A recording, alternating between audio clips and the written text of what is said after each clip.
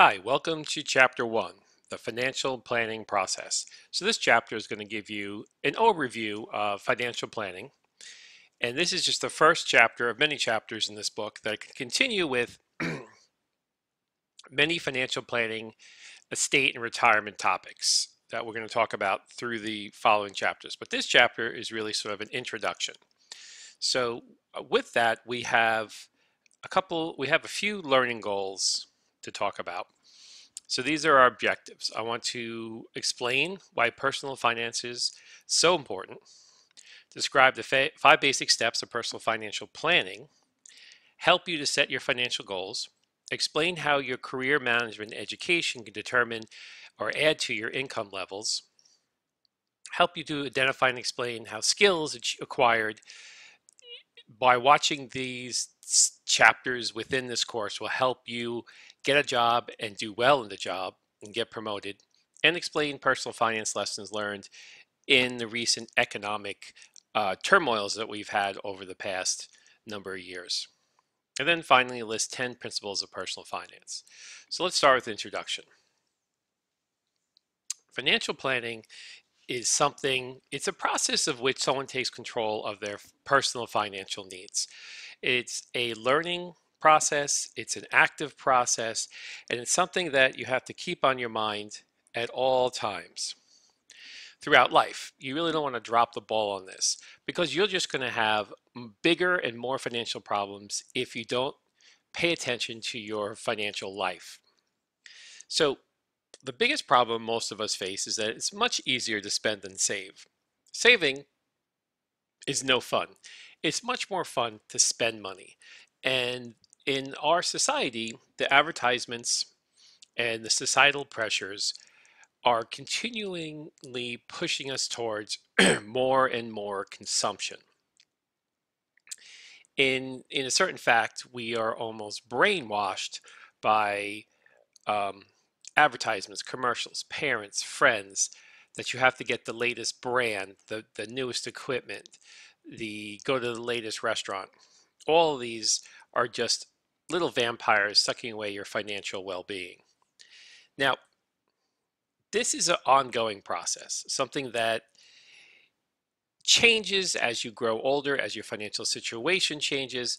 So it's always different for everybody and what stage of their life they're in and what their goals are. So financial planning and financial situations can be greatly varying depending on who you are and where you are in your life.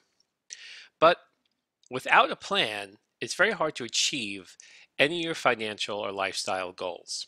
So having a plan and sticking to it is really the easiest way to achieve your financial dreams. Now, unlike the corporate finance course or principles of finance course, which focused mostly on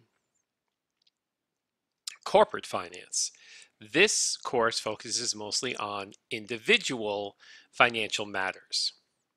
Um, and what financial planning helps people do is to manage the unplanned, accumulate wealth, especially for special expenses like retirement, save for that retirement, cover your assets, invest intelligently, and minimize payments to your local tax collector is a big part of your financial planning.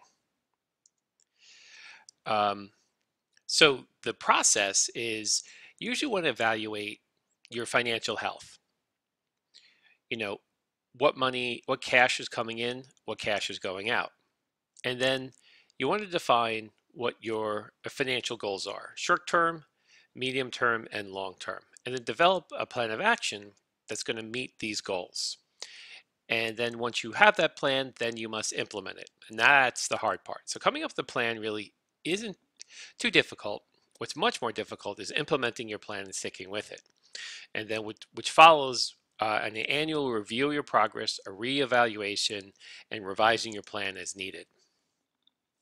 So let's talk about the steps in the personal financial planning process in a little bit more detail. So step one, you want to examine your current financial situation.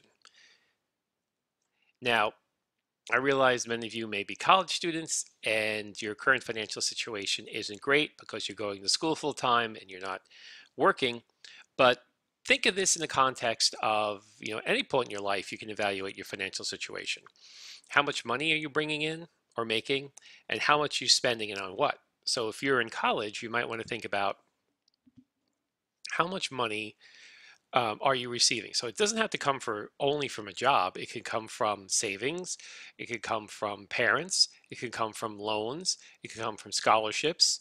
Um, and these all help fund your spending while you're in college. Pay for books, pay for tuition, pay for housing. But you should keep careful records of your finances while in college is just as important as while you're out of college and you graduate, because you don't want to borrow more money than you need to. You don't want to have bigger student loans than you need to. You don't want to take student loans that come at a higher interest rate compared to others that may come at a lower interest rate. So the more you can investigate and plan your financial matters during college, the more you might be able to minimize the impact of loans. So the worst thing any student can do is just go to college and put it 100% on loans and not worry about it and just keep borrowing, because the corporations that lend out this money, um, the banks, they are pretty tricky in making sure they're going to get the most out of you, and you may pay higher interest rates on certain loans. They may, even enlist your parents to take out loans for you, so you don't want to have that big financial burden. Sometimes you can't help it, but there are things you can do, such as investigating all possible scholarships, such as investigating employment opportunities that will contribute to tuition costs, such as investigating internship opportunities that will pay money that can help offset your expenses. There are some things you can do if you want to live on campus. You can become an RA and reduce your housing costs. So there are ways to um, reduce the overall impact of college. Now I know in some college campuses it is possible to graduate with a 4-year degree in 3 years. So taking many colleges, if you're going full time, especially a lot of state schools, they just charge you one charge for your full time tuition, whether you take 12 credits or 21 credits. So by doubling up on some of your classes on regular semesters, you may be able to graduate a semester or two early, especially if you bring in uh, advanced placement credits. So if some people can come to um, college and have a semester or two's worth of advanced placement credits. Some students have a strategy where they may go to community college and live at home, go to community college, which is a much lower tuition, and then transfer to a 4-year university after they complete 2 years at a community college. So there's many different ways of looking at it, but you just want to keep in mind that you want to minimize your costs as much as possible. Now, 2, defining your financial goals. Step 2, define your financial goals. It's never too early to define your financial goals. So it's always good to write down or formalize what your financial goals are. Now, you might want to spend some time on this, and it's okay if your goals change throughout time. But you want to determine, before you can get somewhere, you want to determine, what your goal is, what you want. Now, many of you may want a nice house. Many of you may want to go to graduate school. Many of you may want to save for retirement aggressively so you can retire early. Many of you, you know, may want a new car. So these are things that you could put down as your financial goal, or maybe your financial goal is just to save $100,000. Now, um, for all your financial goals, you want to try to convert them to what the financial cost is for each goal. Now, of course, if you want to save 100,000, the financial cost is 100,000. But if you want to save for a wedding or a car or a house or pay for another degree, these all come at a certain cost. So it'd be good if you could estimate what that cost would be. So then figure out, when will you need the money to achieve this goal? What is the time frame? And then as you grow older, you can analyze and review these goals and um, adjust your plan as needed. let's move on. The next slide. Okay, so developing a plan of action. Now, of course, you're going to need some flexibility because even though you make a plan, um, there are going to be interruptions, there are going to be changes or unexpected events that could come up. And one of the big mistakes is making too aggressive of a plan of action where you're literally trying to save every dime or nickel you make, and the fact of being so aggressively savings, you may be cutting out activities that are going to cost you money in the long run. So, you may be cutting out the gym membership. You could be cutting out, you could be working two jobs to save extra money. So now this could put you at increased chance of mental distress, of lack of exercise. So so you got to be careful on how you're going to plan for your to achieve your goal, and flexible in that you realize nobody's perfect. You may take you longer than you expected, and there could be certain things that are unexpected that could be life changing, that could either accelerate your savings or decrease them. A big factor, two big factors that happen in a lot of people's lives that there could be unexpected is being unemployed, or maybe going through a sickness and not being able to work. These are things that you know could be unexpected that you can plan for and hopefully mitigate some of the effects. Now, also, when we talk about liquidity, what we're talking about is cash you can get very quickly. Certain assets you can convert to cash very quickly, such as a savings account, such as a checking account. Uh, Stocks can be sold and converted to cash within a few days. Things that are less liquid are, say, a house or a car may take you longer to sell. Now, protection. So you could use insurance to help prepare for the unexpected. So there are long-term disability insurance.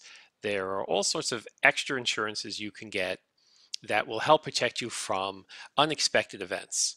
And we're going to go over some of those more later on. But you know, the it's something to consider. And typically, a lot of these extra insurances aren't cheap, but there are, it's pretty common for people to pay for flood insurance, fire insurance, major illness or death insurance. Death insurance, usually life insurance, you call it. Um, so it could be part of your financial plan. Now, when you're young, it's less likely that these things are going to occur.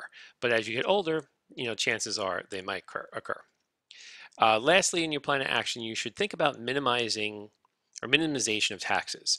Taxes are stealing a lot of money from you. I shouldn't say stealing. Taxes are consuming a lot of money that you earn. And there are strategies to help reduce the impact of taxes.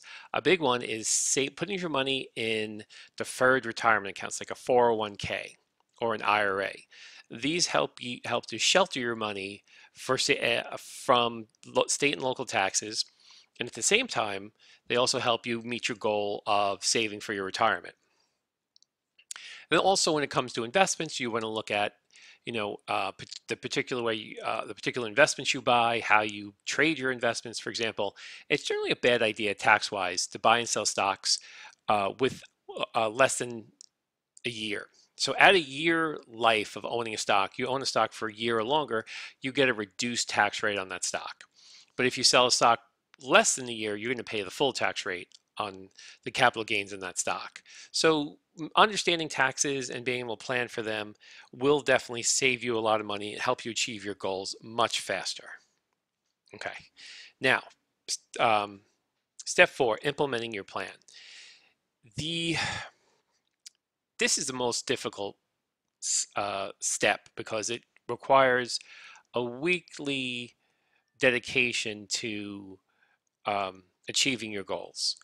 And it's very difficult to stick with it every week. It's almost like a diet, where it can be stressful and it can be a little, you know, not as fun to have to save the money or try to meet your goals.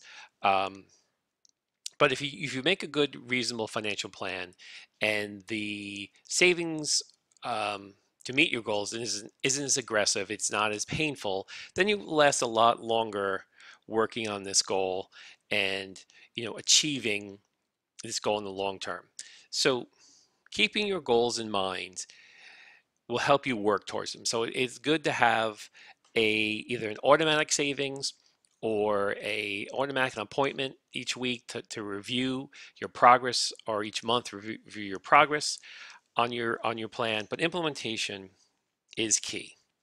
And finally, you're going to want to review, reevaluate, and revise. So during your financial plan, things may change. Investments may become less lucrative. Um, Interest rates can change. There's a whole host of things that can occur. You may change jobs. So from time to time, you're going to have to reevaluate the money you're putting towards these goals, or the goals in general, and just reformulate your plan to better meet what your new goals are, or the modification of your current goals. So that's again a part of being flexible. Okay, so here is the overall. Let's just look at this um, diagram, sort of an algorithm here. Step 1, evaluate your financial health. Step 2, define your financial goals. Step 3, develop a plan of action. Step 4, implement your plan. And then reevaluate and go back to step 1 and do it all over again. And this is a good point of reevaluation, is once you achieve a financial goal, maybe your goal is to buy a new car. Once you get that new car, then you may want to adjust your financial goals. Maybe once you graduate college, then you're going to think about, how am I going to pay off my student loans? Am I going to, pay it off slowly, be more aggressive? These are things that, as you make a major milestone in your career or your life, you get to reevaluate your financial goals as you move forward. And as you learn more about finance and investing, and more about money in general, this will help you to make better decisions and reevaluate your goals with this new information you have. And time to time, new financial instruments or new financial investments may come up, such as lately, the last 10 years or so, Bitcoin has been, and cryptocurrency has been new in the financial area. And so things change. So you want to remain flexible in this. Now, as far as establishing your financial goals, you want to think short term, intermediate term, and long term. Uh, Now, in a short term environment, you might want to think about, saving up to take a vacation. You might want to think about saving up to buy, um, a 72-inch high definition TV. Um, your more intermediate goals, you might want to think about, paying off your student loans. You might want to think about paying off your car. And then longer term goals, you're going to be thinking about mostly retirement, and maybe some even larger purchases like a house. So these are how you can kind of accumulate these. So some other short-term goals, think about, what's very important is to have an emergency fund equal to 3 months of living expenses. So you want to have a fund of money that can keep you uh, independent for 3 months in case of a disruption in your financial income. The other things you can do in the short term that are good goals is paying off bills, paying off credit card balances, purchasing some sort of insurance to protect your assets or yourself, um, thinking about saving up to purchase a major purchase, whether it be jewelry or a wedding ring or a car, and of course, thinking about ways to finance a vacation. So all these things can be looked at in a way that's going to help you save more money. So when you're thinking about, credit cards, there are ways to um, transfer your high interest credit card debt into a lower interest credit card or a loan, or if you're thinking about a vacation, there's ways to make the vacation more inexpensive, as far as maybe vacationing a little bit more locally, a place you could drive to, maybe splitting the cost with some friends. So there's a lot of things you can do to achieve your goals if you're open-minded to other alternatives to help lower the cost of some of your short-term goals. Now, the intermediate goal um, is something within 10 years, as we discussed before. It might be a renovation on your home. You might be saving it for a down payment on a big purchase. Uh, Maybe after you graduate college, you're going to want to pay off your student loans quickly. Um, and later in life, you might have a goal of buying a vacation home. And a lot of people like to do this where while they're working, they'll buy a vacation home, which will later turn into a retirement home. So it kind of serves two purposes. Now, longer term goal is if you're going to have children, you may want to think about saving for their college. You might be thinking about, as we discussed before, purchasing a retirement home, creating a retirement fund, uh, or supplemental retirements to make sure your standard of living can be equal to what you're currently used to. Looking about looking into taking care of elderly family members, if that could happen to anybody who, as you get older and your parents get older, they may need additional financial support and help. Or a long-term goal could be starting the business of your dreams. All right. So there is a worksheet that's in the textbook that you can kind of help plan some of this stuff out. So this is the financial goals worksheet. So this is something that you can look at. Will help organize your ideas, and you can kind of set your priority level, your achievement date, your anticipated costs, and kind of just go through this. These are some of the most common situations for the short, intermediate, long-term goals. So it's a good little exercise to do if you have the time. Now, as far as a typical individual's financial life cycle, there's another chart here which gives you a pretty interesting life cycle. Is mapped up in three stages. So stage one, the early years, this is where you're um, maybe starting to form a family, um, looking to establish some saving goals, planning your insurance needs, purchasing a home. And then as you get into stage two, then you're a little bit more more serious about your retirement and estate planning. And then finally in stage three, you're retired and how you're going to make your money last. Now, things that can change your financial life cycle is whether or not you become married, stay single, or potentially get divorced or widowed. This is a big impact on your financial situation. Your employment status, if you're going to remain employed, unemployed, if you're going to have what they call a side gig. Maybe you work a full-time job and then you have a side gig, which is sort of a part-time, more entrepreneurial pursuit.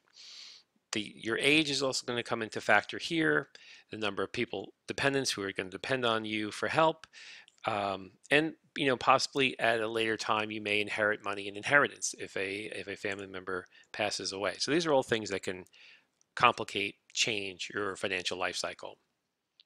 Now, in stage one, the early years, this is where you need to accumulate wealth. So prior to age 54, you want to save aggressively for retirement and other goals and other assets. So you want to develop early on a system of saving or a pattern of saving, trying to figure out how much you could save, if it's going to be enough for what your goals are, and where you should invest those saved dollars. So a big thing we talk about a lot in personal finance is paying yourself first.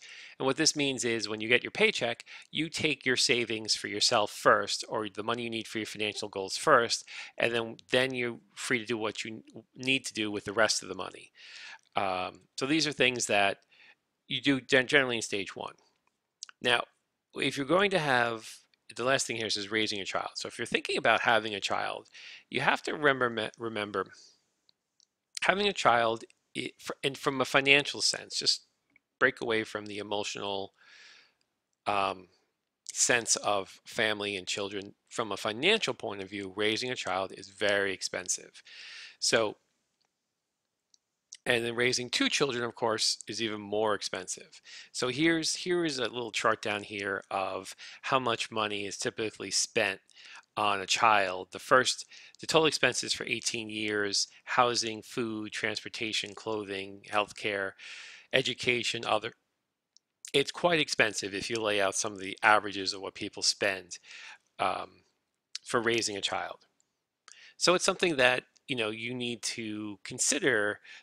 Are you financially able to raise a child? But of course, these are just numbers, and there are ways to greatly reduce the cost of raising a child. For example, if you have a parent that's willing to babysit and provide child care for free, that certainly reduces a lot of the costs. If your child's going to go to public school, that's going to reduce a lot of the costs. If you have other siblings or other family members who've had children, they can give you hand-me-down cribs, car seats, clothes. You can certainly greatly reduce the cost of having a child if you financially plan for it and you financially think through all the big purchasing decisions you're going to have to make with that child.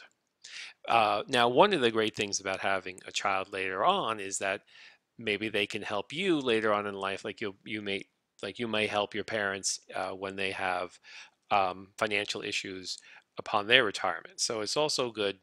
Family is an investment. So you don't always want to look at the dollars and cents.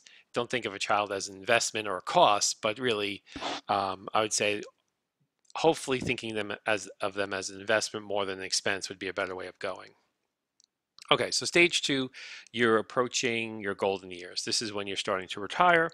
After age 54 to 64, now you're really starting to prepare for your retirement, focus on your financial goals and decisions, uh, change your investment landscape, and start working on your estate planning and enhance insurance protection. So this is something that you take a lot more seriously once you're over 55. And then finally, the day comes when you can retire. Now, when I was younger, the retirement age that I was always told was 55. And somehow they sneakily moved that up to 65. And by the time you get to retirement age, it might be 70 or 75. But of course, you will most likely live to 100 years of age or older. So typically, they're always shooting for about 20, 25 years of retirement for most people. Now, if you're in a retirement phase, you certainly want to have less riskier investments. So you don't want to have it go through a stock market crash and lose 50% of your equity when you're about to retire.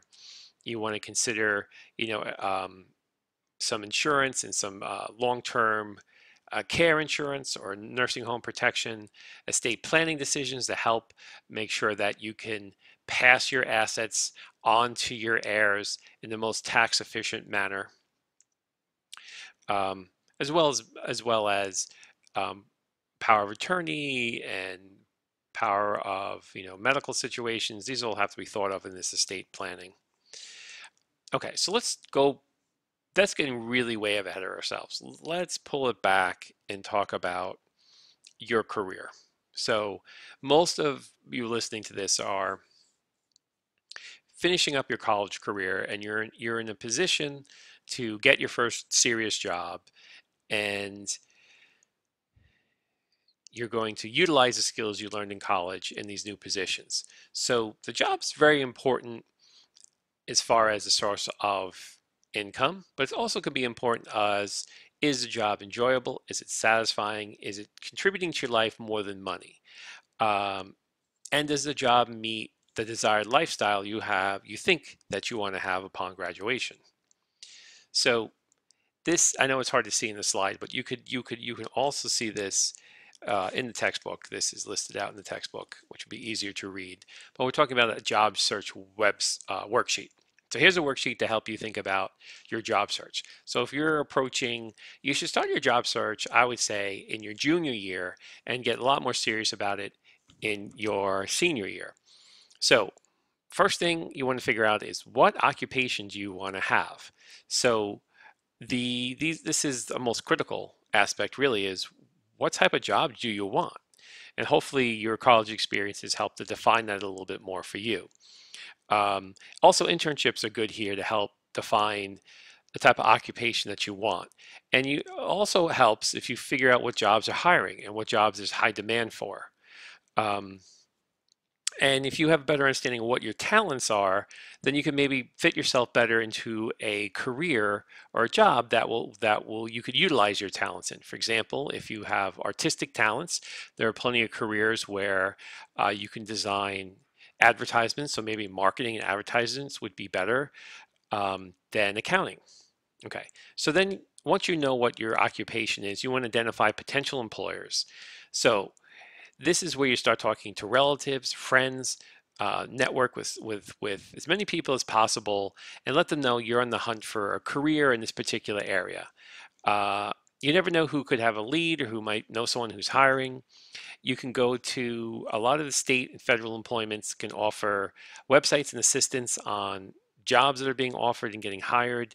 Um, and of course, you can use the internet to contact employers, get company information, get job information. Just go to any company website, scroll down to the bottom of the website. They probably have a section called careers. Click on that, and you can see what jobs they're hiring at that particular company.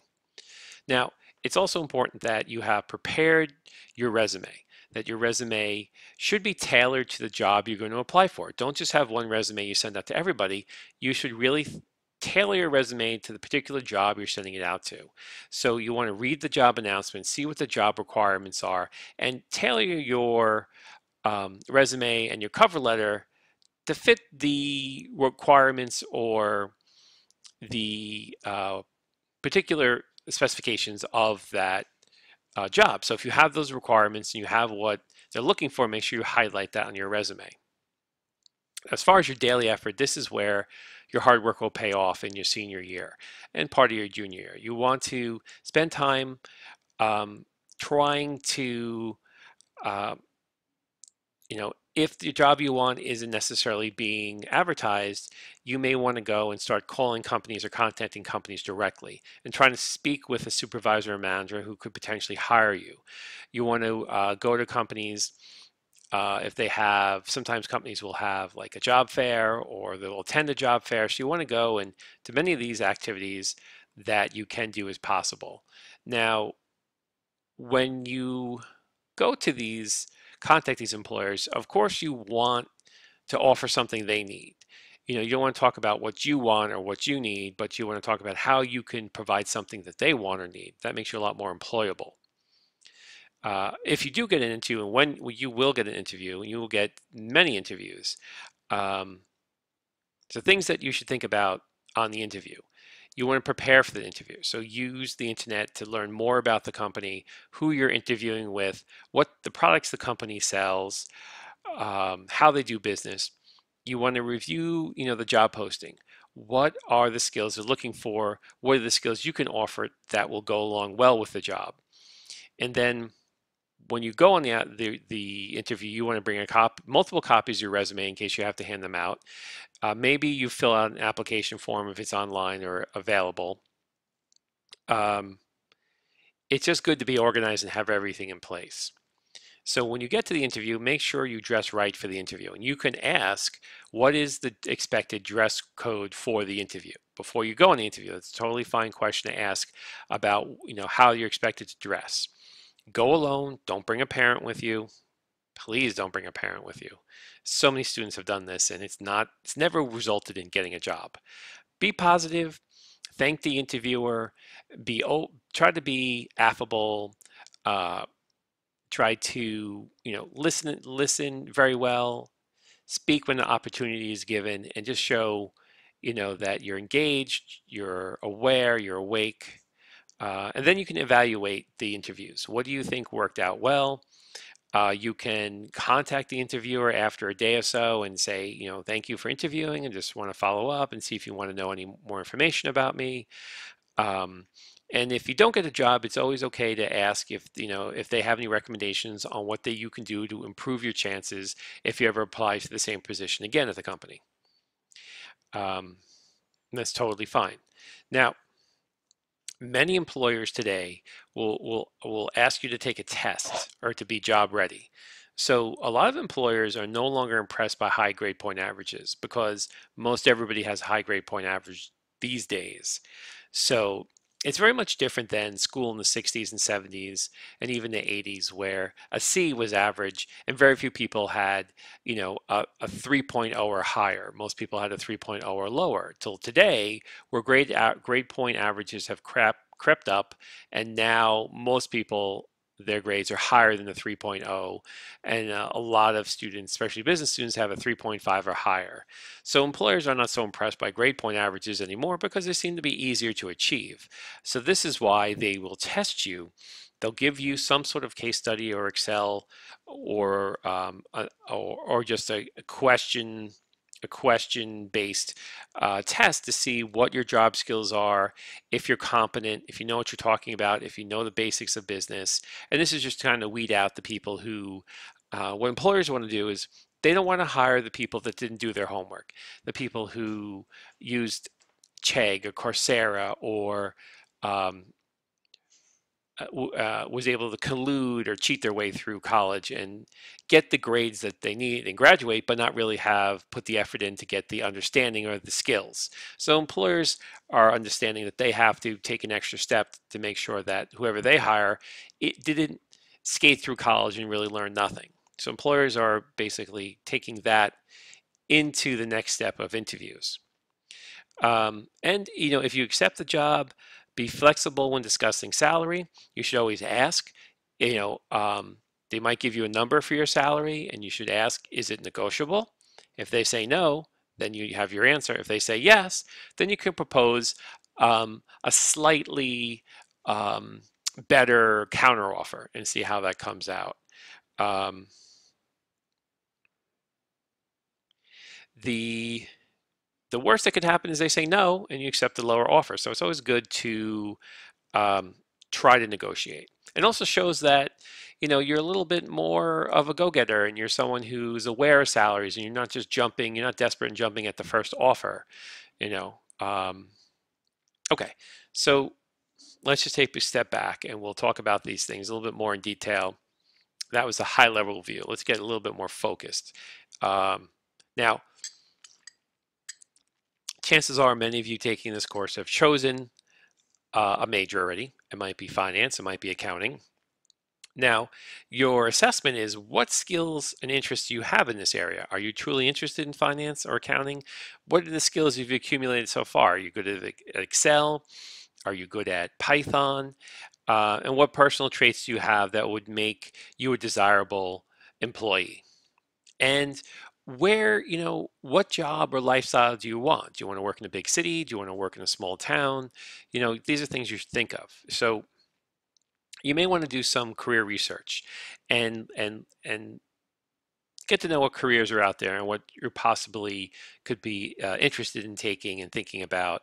And here's a great website that you can go to that can help um, do some of this research and potential earnings. And what you don't want to do is you don't want to say, I want to go for the career or the job that's going to pay me the most money. No, you want to go for a career or a job that fits your personality, fits your interests, something you have some passion for. I remember many years ago, I had a student came up to me and they had no idea what to do for work or where to look or how to start a career. And so I just was talking with them. I said, what interests do you have? And they said, well, I'm only really interested right now in comic books, and I don't think I could turn that into a career. And I said, well, sure you can. At the time, both big comic book companies were operating out of Manhattan, and I suggest, go to the website. And went to the website, and sure enough, there were internship opportunities for business students. And when he even got to the interview, they said, most of the people we have interested for internships are for more writing and art. We have very few people apply for business, so he got the job right away, and he started working there in the business side, mostly advertising. Then after a few years, he switched into editorial, and then before I know it, he was an executive director of media for the company and is doing quite well. And when I had talked to him about his career, and a lot of it said that his passion paid off, that his knowledge of the products the company was selling, his overall interest for the storylines and the characters helped him to talk to many people at the company. And that interest and that passion he had for the company's products really paid off and help him to move up quickly. So just an example that anything can be turned into a potential career given the right opportunity and timing. Now, as far as money goes, um, you know, a job like chemical engineering is going to pay very well, but those jobs are not always the easiest to get. Typically, careers in accounting and finance are a lot easier to get. And finance is on the next page here, but you see accounting, they have very low unemployment rate in accounting. And you start out, these salaries probably you may have to add 10,000 to these salaries right now. They're a little bit low. But this is from a New York point of view. Other parts of the country, these salaries might be more correct. But these are a number of, and if you look at finance, typically as far as the business specializations go or majors go, finance is where you usually get paid the most to start in your entry level career in finance, and then you usually start making the most money. And finance is the one area where there's really no limit almost to how much money you can make. Where for a lot of the disciplines, marketing, management, accounting, it's kind of a limit of how much you're going to make. But in finance, if you get the right financial job and you're a whiz at, you know, selling mutual funds, insurance, hedge funds, or just, really smart about trading, you might be able to, or you work for a very big investment bank, you might be able to easily within 10 years get to 200, $300,000 a year and up, depending if you become a CFO, then you might be making, millions. So there's really a higher end on the finance side. And the unemployment rate is relatively low for most finance jobs. Now, getting the job, that can be tricky. So the earlier you start, particularly if your school has a career center and has a program that like Handshake that can help match you up with potential internships and employers, it's good to get involved with that career center early on, see what they have to offer, and take advantage of the services they can provide you. Now, if you're later on looking for a job as a senior, then you want to start contacting potential employers and organizations. The going to career fairs, going to websites, just getting more information. There's a lot of websites that help you to find a job and get a job. The Once you are starting to put your resume out there, you want to start preparing for interviews and practicing interviews. That's why I tell some students, if you get a couple of interviews for jobs that you're not sure about or you think you don't want, just go on the interview anyway to get that practice. And certainly when you go on an interview, you want to research that company, you want to dress appropriately, be confident, follow up with them, show an interest. Um, Here are 15 commonly asked interview questions that you should think about before you interview. They typically like to ask you, tell me a little bit about yourself, which is a little synopsis. So you want to have this pre-prepared before you go in so you don't overthink it while you're there and hesitate. And um, they oftentimes they ask you what they know about the company. So it's a great time if you've done your research to talk about the company and their position and really impress them with your knowledge of the company. They might ask you about your short-term and long-term goals. This is where you may want to slip it in that, yeah, I'm looking for a good company that I could work for a number of years that I could grow with. And, you want to, usually when they're hiring you, they like to hear that you're planning to or would want to stay there for a long term, even if you don't want to stay there for a long term, because this makes no one likes interviewing or hiring, and hiring is expensive. So they like people who seem like a longer term bet. That's why it's difficult if you're older. There is a discrimination once you're over 50 that they're thinking, oh, if we hire you, how many years could you possibly work here for? A lot of times they might ask you what your greatest strength or weakness is. You know, I hate those questions, but you should have something prepared for that.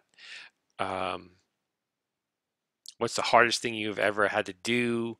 Describe a time that you worked with a difficult person or a fellow student. Uh, how do you perform under pressure? These are all very common questions. A big question that they're going to also ask is, what are your team experiences? Were you part of a student club? Were you part of a fraternity? Were you part of a sports team? Did you have student projects, major projects in your courses? It's typically a pretty big question that they're going to ask. A lot of times they'll ask about, what are your extracurricular activities? Since everybody has decent grade point averages these days, they want to know about, what clubs are you in? Are you on the e-board of any of these clubs? Are you the president of any of these clubs? Are you in any sports teams? The more you're involved in the university outside the classroom, the better candidate they think you'll be, because the more involved you'll be in creating a work life. Um, so I would just kind of go through this list, and think about, not, of course, not all these questions would be asked of you, but it's a good thing to go through them, write an answer for each of them, and bring it with you. So that way, if they do ask one of these questions, you can kind of, if you get nervous, you can look down at those questions. A lot of times, if an employer may open at the end of the interview, they may ask you if you have any questions for them. It's always good to also bring a couple of questions that you may want to ask them about the company or its direction or its products or something to show that you have an interest or that you have. Um, you might want to ask questions like how big is the team and what is, who would I be, directly working for if I was hired? What's a daily expectation of, my performance, things like this. Um, so once you get the job, and let me tell you that every business student I ever met over the past 20 years, they've all gotten a job in business. And then business still didn't have enough people to fill. The business students were enough to fill all the business jobs. So a lot of the businesses then hired a lot of students who had liberal arts degrees in languages, in the arts, and many other areas. So chances are very good that you're going to get a job in business. Now, once you get the job, you might think the hard part is done, but the hard part's just beginning because now you have to become successful. So that means that you want to always do your best work. You don't want to, be lazy. You want to project the right image. You want to, wear the right clothes. Be confident. Think about what you say before you say it. Um, you want to understand and work with the particular power structure of the company, who's really in charge, who's really influential.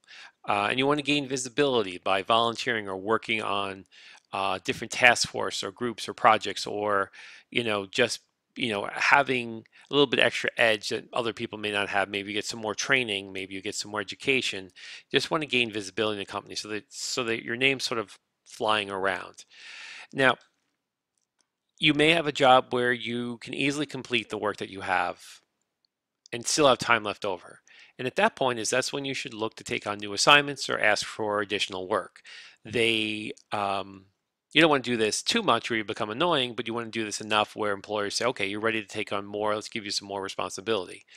Now, and you always want to be loyal and supportive of your boss. So if you're a direct boss, you don't want to undermine, you don't want to criticize, you don't want to hide information from them. You want to be as supportive to this person as possible so they appreciate you, because they're the ones who are going to be more directly responsible for your promotions and your career path at the company, and they can also become a mentor.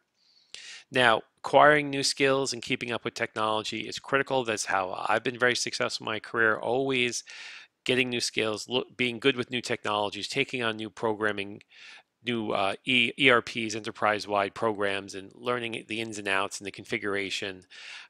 This is always, you want to be the go-to person when they need to ask you questions about Excel or Python or um, various SAP, JD Edwards, Oracle, the various programs that the companies uses, Tableau, things of that nature. And you want to develop a strong network at work, because chances are somebody else you meet at work, you talk to, you interact with at work, they may hire you. You may transfer in the company and go over to a different department. So the more you network, the better. Or you might network with similar colleagues in other businesses that may hire you at a certain point. And you always want to maintain an ethical standpoint, because um, you don't want to be unethical, because that could really ruin a career. So you always want to have those ethics in mind when you're doing anything. Is this the right thing to do? Is this appropriate? So what determines the income you're going to make over your life? Well, one, skills. Skills is number one. The skills that you have. The employees that I always was impressed with employees that went out and got extra skills or took the time to learn things or pick things up quickly, um, and was able to do. So many employees today just do what they're told, do what they're shown, and just repeat, repeat, repeat just the basics of their job. They'll never look into anything deeper. So the few employees that actually do look to take on new skills and new understanding, those are the ones that are appreciated. And what can help with that is additional education. So if you say you had a specialization in marketing, but you wound up working in finance, and you like it, and you're doing well, go back to school and get a master's in finance. Let the education complement the career you wound up in. Um, Now here it says in this particular slide, it says the wealthy are married. And that just basically means that having a financial partner helps with uh, someone who could complement your strength and weaknesses that could work together and basically who have two incomes to buy more assets with, achieve goals faster, things of that nature. Okay, so let's move on. Okay, so let's talk about education and earnings. So this is an interesting slide when you look at um, less than a high school diploma, as these are just average earnings in thousands. So as you move up to a bachelor's degree, a master's degree, a doctoral degree, so this is really just proving that the more education you have, typically the higher income that you'll make. And these are all basically probably within 1 to 5 years of starting your career after the particular degree is earned. So this is nothing uncommon. I think a lot of people realize, and that's why you're in school, is that, you know, the more education you get, the more likely you're going to be making more income. But remember, money isn't everything. Money isn't always happiness. So there's a lot of studies done that once you reach $75,000 in income, going from, say, when you're in school, maybe you're making no income or $10,000 in income a year in income, and as you get your first career and you start making more and more money, once you get up to 75,000, the amount of happiness you get out of making more money starts to diminish. So money isn't going to necessarily make you happy for your whole life. Um, of course, not having money will make you very unhappy. So you do want to have money because without it, the anxiety, the worry, the stress, money can solve a lot of problems. And that's sort of the happiness side of the money, is that it makes your life easier. So, but what you don't want to do is you don't want to sacrifice your happiness or your ability to have a full life by taking a job that's going to pay more money, but it's not going to be beneficial in other ways. Maybe this new job will pay more money, but requires significantly more hours. Or maybe the new job you'll make more money at, but you hate every minute of it, and a day feels like a year there. So there are these considerations that you should, when you're moving through your career, it isn't always about the money. Now, developing skills for your career, personal finance is, of course, going to help you manage and budget your money, achieve your financial goals, protect your assets, and things of that nature that we've discussed already. But also, a lot of personal finance can be applied to in the work environment. No matter who you are or where you're working, you may be asked, whether you're a finance person or not, to contribute to the budget of the department, or work on the budget for the department, or manage the money that the department gets to spend on who they hire, the supplies they buy. So a lot of personal finance can be translated into skills you need in the workplace. Um, and of course, skills can be just something to help you personally or professionally. And a lot of the skills that they kind of bleed over a little bit. Professional skills can help you personally. For example, if you learn Microsoft Office and Excel very well in professional context, that can help you to also manage your personal life better. So, there is a give and take on both of those sides. Now, as far as money is concerned, a big stress in the this is coming up. A big stress in a lot of relationships is financial. That's the biggest. So, you know, taking on too much debt is a big source of that stress. So if we look at the main causes of stress in a relationship, finances are number one. Then followed by annoying habits, of course. Nobody likes those.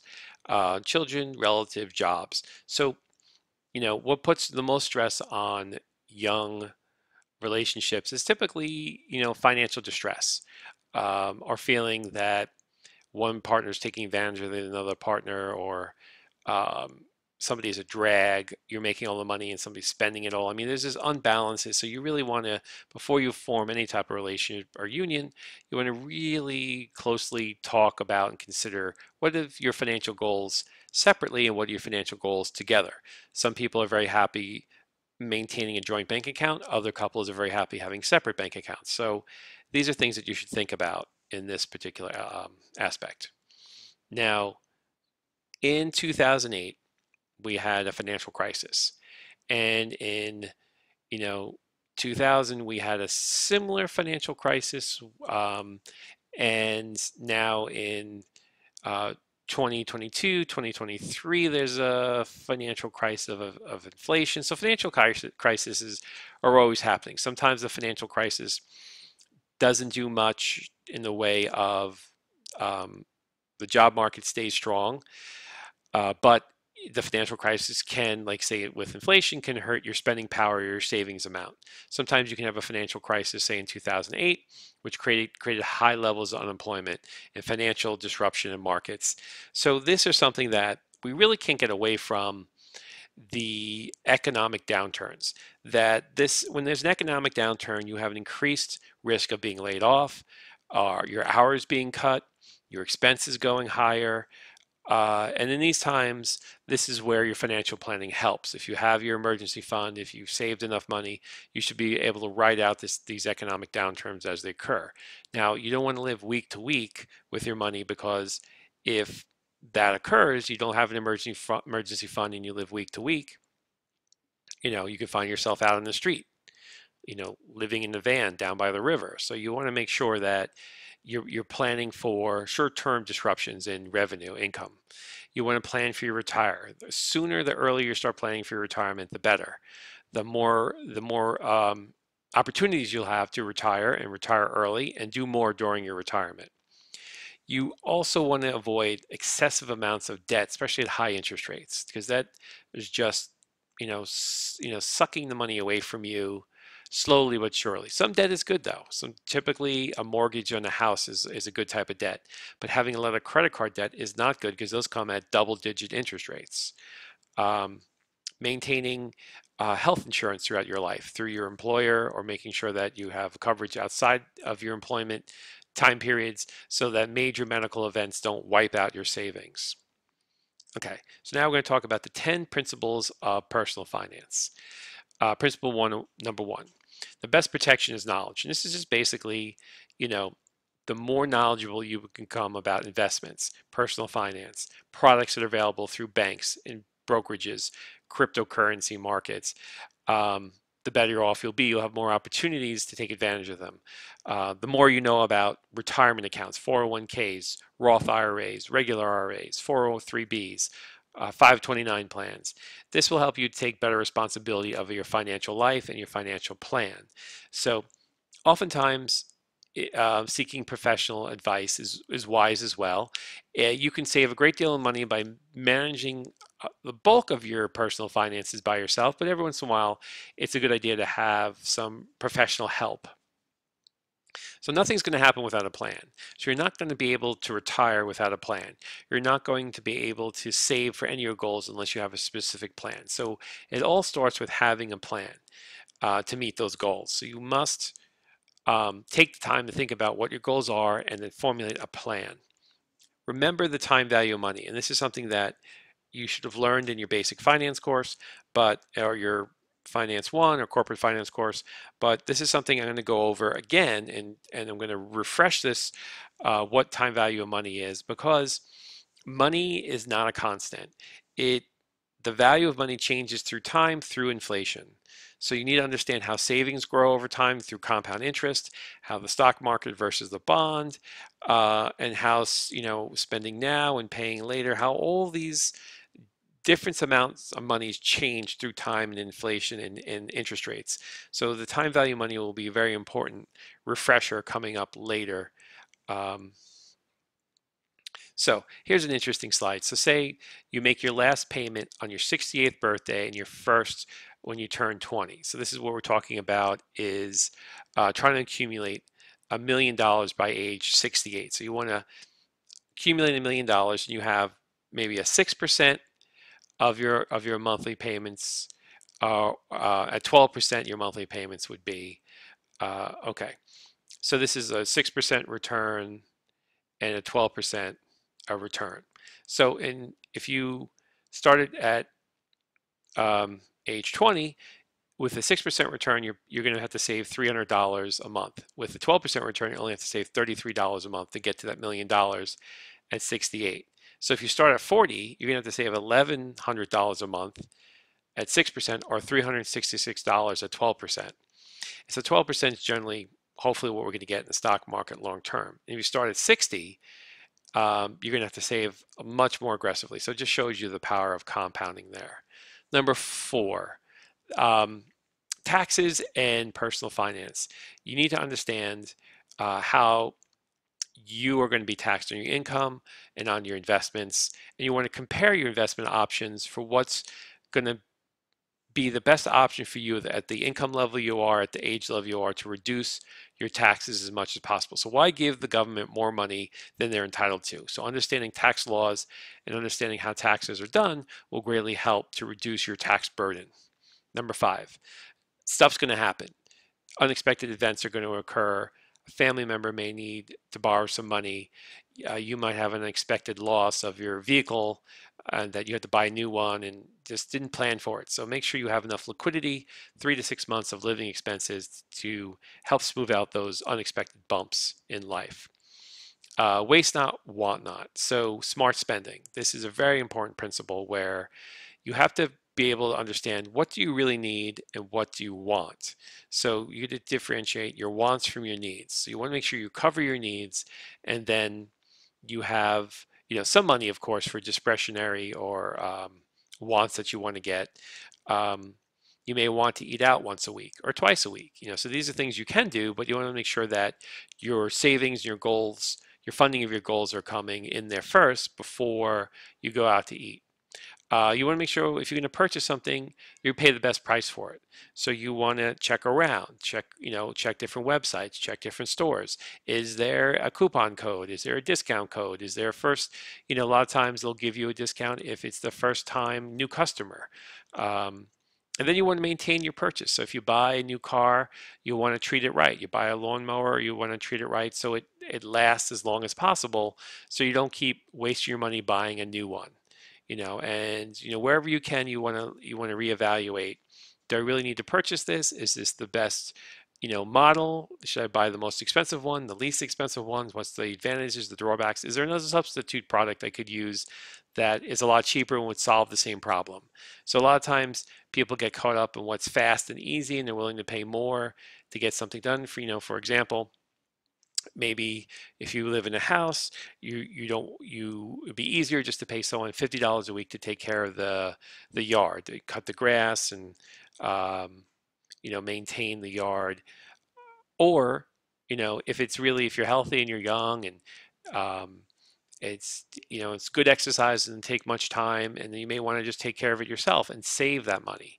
So there's a lot of things, a lot of trade-offs. Same thing with house maintenance. You may want to fix a lot of the maintenance yourself rather than calling somebody. Or house cleaning, instead of getting a maid, maybe you do most of the cleaning yourself. These are all things that can save you money. They're not necessarily things you may want to do. But the only difference is you wouldn't want to cut back on your work hours because you have to mow the lawn and clean the house. So if you're a professional basketball player and you're making $5 million a year, and you have to take off a game and lose money because you need to clean your house, it doesn't make any sense. So make sure when you're doing this that you're not sacrificing other income opportunities to make time to save money. So you always want to have some smart judgment when you do that. Number seven, protect yourself against major catastrophes.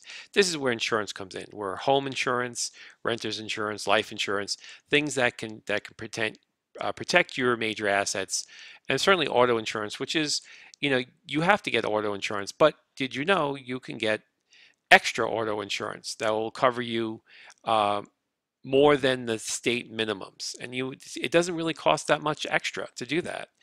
And these are things that will preserve your capital and your wealth and minimize these risks over time. Number eight, risk and return go hand in hand. And this is true as if you're saving and you're investing. If you take very little or no risks, your money is not going to grow as fast.